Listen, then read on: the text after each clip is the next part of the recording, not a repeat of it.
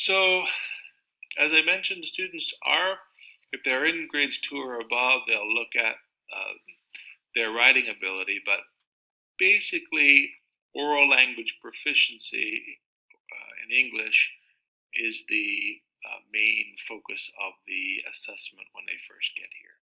So we'll look at a number of the methods of attaining this information.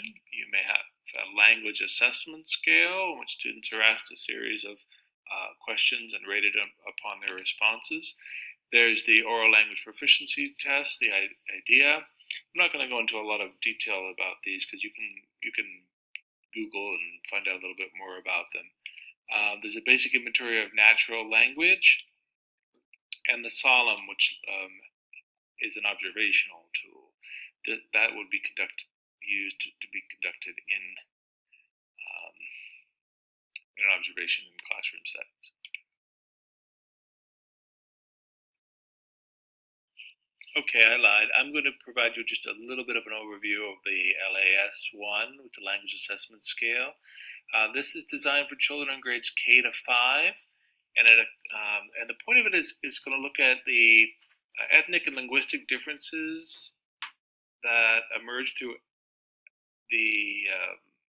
through different language activities, and its goal is to assess both English and Spanish speaking student abilities. And there are two independent tests, one in English and the other is in Spanish, and it looks at 4 different aspects or linguistic subsystems. The phonemic, which is our knowledge of sound systems. For example, there may be an assessment of minimal pair differences, such as what's the difference between ship and sheep, something like that. There are syntactic, lexical, having to do with vocabulary, syntactical questions, the purpose of which is to gauge grammar, word order, etc., and pragmatics. Can the students use language to function? Another more assessment that you may be more familiar with is the SOLOM, and this is an observational matrix tool for you to look at, for the teacher rather, to assess the oral language capabilities of, or the oral language, shouldn't say capabilities because that indicates the potential, rather the current use of oral language for the student. Okay, and the great thing is this isn't one of those really oppressive, time-taking tests. Oops, I'm letting some of my biases enter the conversation here, but it's not going to disrupt your teaching at all. You can integrate it into your own great work that you're already doing in your class. That's kind of why I like it. And on the next slide, I've just put an example of some students who are doing an oral language activity, and the teacher is using the SOLOM to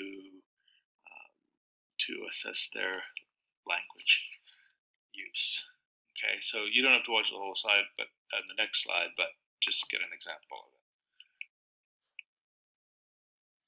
Okay, just click here, and you can watch as I mentioned, you can watch the activity in which students are interviewing on some hot topics and using academic, relevant language that really just draws on their own experiences in their own lives in some great ways. I think that's why I included this, and it really doesn't need me to talk too much about it.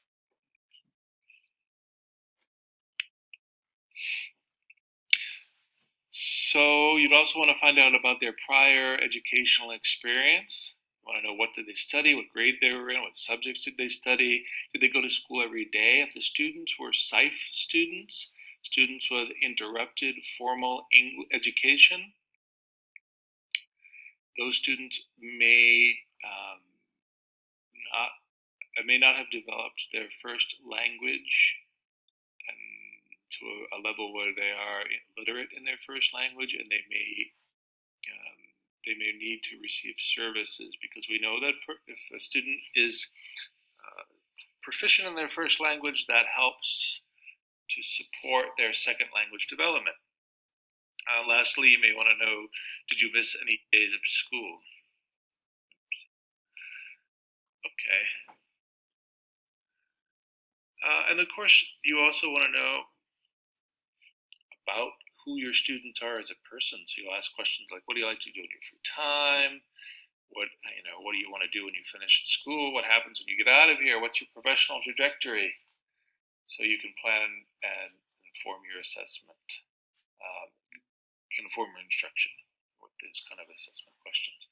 So that's just a general overview of what happens when the potential English language learners get here.